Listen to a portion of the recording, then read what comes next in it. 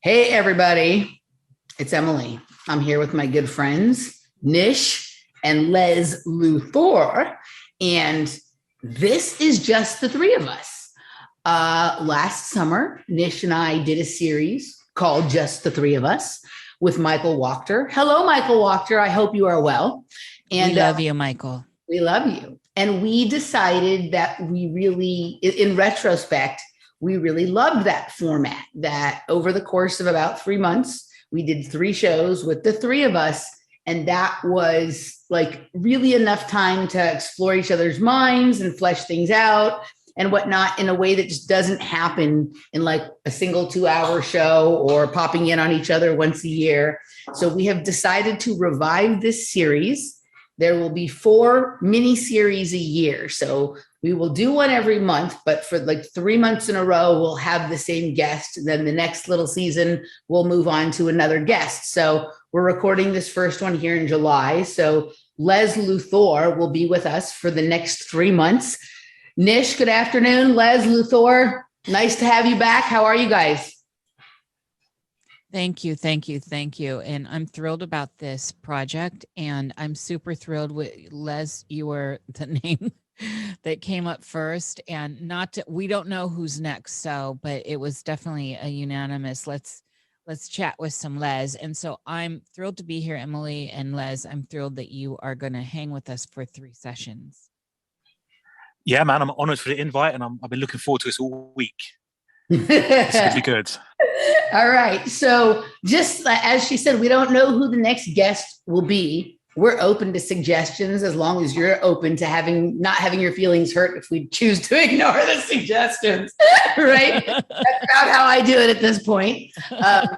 But I think if people who enjoyed that series last summer, and then you'll see how this one goes, like you'll kind of see what we're thinking. And I'm sure there are people out there that would be amazing for us to pull into this sort of format that we aren't really aware of yet. And so I always want to keep that open. And then also just Nish and I both consider ourselves artists in different ways. So it has to resonate with that sort of how we each are individually and the way we come together. So anywho, all right. So here we are. It's the end of July, 2022. And it's getting, I feel silly saying it's getting strange because I feel like we've been saying that certainly since the day I met you, Les, but definitely since I met you 4 or 5 years ago, 5 years ago. But it's weird in an entirely different way now than anything I've experienced really since the sort of awakening, unfolding, unraveling, whatever stuff started for me more than 20 years ago. How do y'all feel?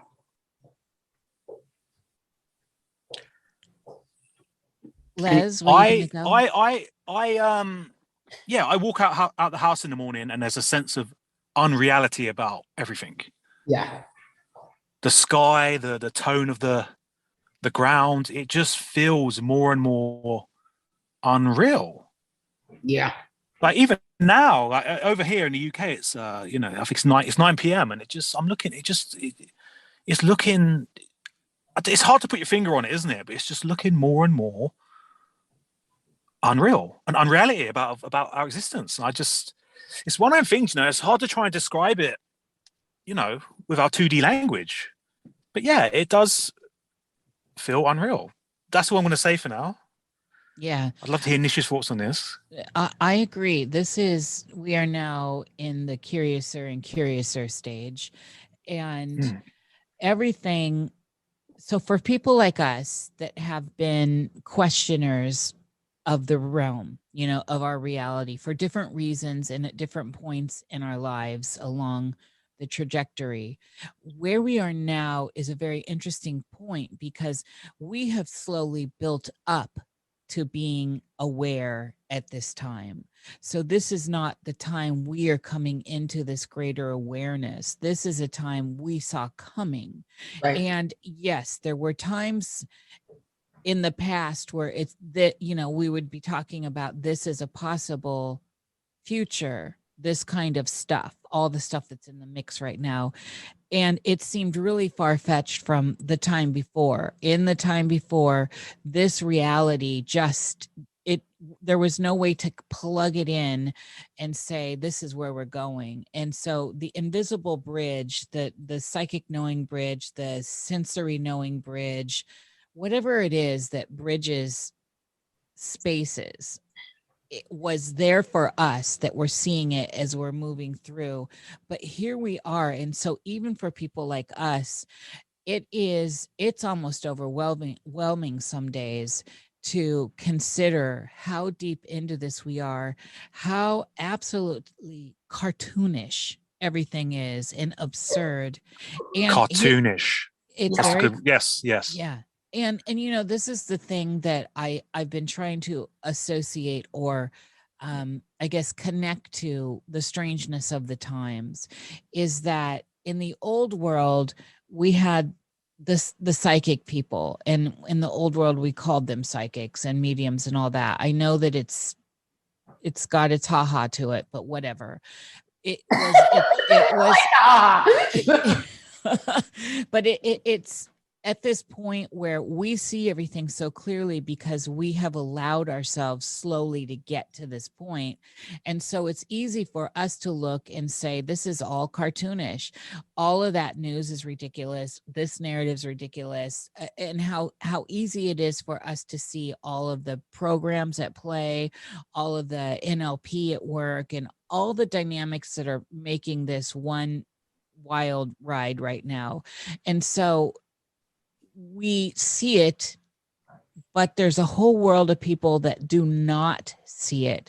There's a whole world of people still out there that are absolutely in the mire of it, still listening to those news shows, still listening to the people in coats that are telling them they know what's good for them, and still giving over their power. And the moment they poke their head up to question something, just like in the latest episode of Westworld, by the way, there is someone there to, well, there's a rush, because there's an energetic field that goes on with this kind of awareness.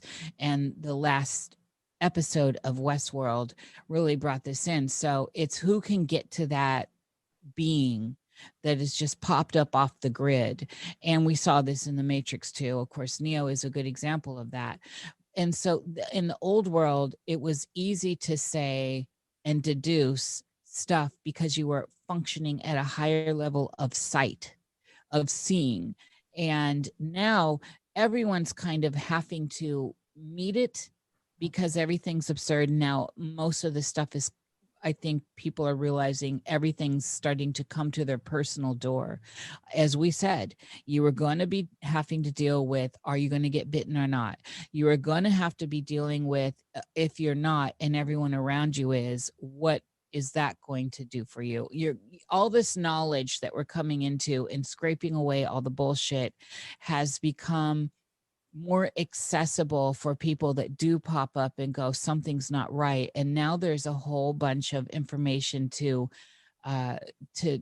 almost overwhelm them. And we were talking about this earlier, where people that have been slowly getting here and not hard streaming it, like the three of us, at least I know for sure Emily and I have hard streamed. and so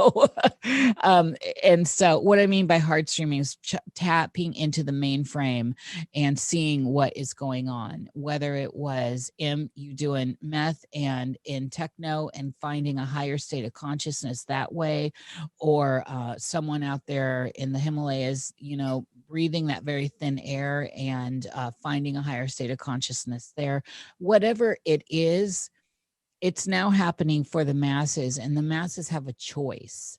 They have a choice. So people popping up and saying, wait, this is not right. This is not right. And a lot of those people, sadly, are injured people by the bite, and going all of a sudden, they're putting it together. You can't trust these people you thought you could trust.